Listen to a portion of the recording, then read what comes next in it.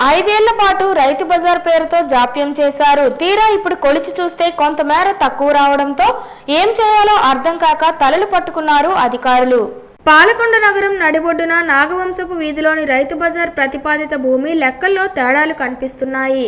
గతంలో 1.80 ఎకరాలుగా భూమి రికార్డులో ఉన్న భూమి ప్రస్తుత కొలతల్లో 1.08 ఎకరాలుగా ఉండడంతో 72 సెంట్ల స్థలం అన్యాకాంతరం అయినట్లు భావిస్తున్నారు. ఉమ్మడి శ్రీకాకుళం జిల్లా పాలకొండ పరిధిలో రైతు బజార్ ప్రతిపాదన ఎప్పటి నుండో ఉంది. అయితే గడిచిన 5 ఏళ్లు ఒక్క ఇటుక కూడా పడకపోవడంతో ఖాళీగా పడి ఉంది. దానికి తోడు ఈ భూమి గ్రామకంఠం పరిధిలోకి వస్తుందని రెవెన్యూ రికార్డులో ఉండడంతో కొన్నాళ్ళు ఎవరూ దీనిని పట్టించుకోలేదు.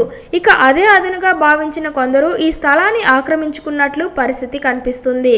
ఇప్పటికైనా అధికారులు స్పందించి ప్రభుత్వ స్థలాన్ని కాపాడి కూటమి ప్రభుత్వ సహకారంతో తక్షణమే అక్కడ రైతు బజార్ నిర్మించాలని స్థానికులు కోరుకుంటున్నారు.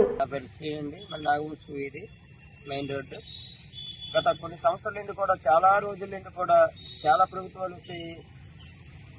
ఎన్ని ప్రభుత్వాలు మారినా కానీ కూడా ఇక్కడ రైతు మార్కెట్ అని చెప్పేసి శంకుస్థాపన చేస్తారు. తర్వాత శంకుస్థాపన అయిపోయిన తర్వాత కూడా కనీసం దాన్ని ఊసిపెట్టే నాదులు ఎవరు లేరండి.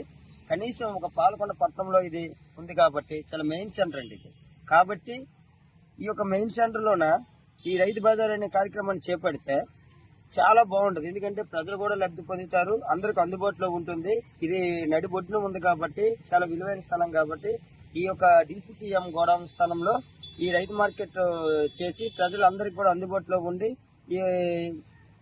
ఇలాంటి మంచి కార్యక్రమం ఈ గత ప్రభుత్వం వల్ల అవ్వకపోయి ఈ ప్రభుత్వం వల్లనే చేస్తారనే ఉద్దేశంతో మేము మీకు తెలుసుకుంటున్నామండి.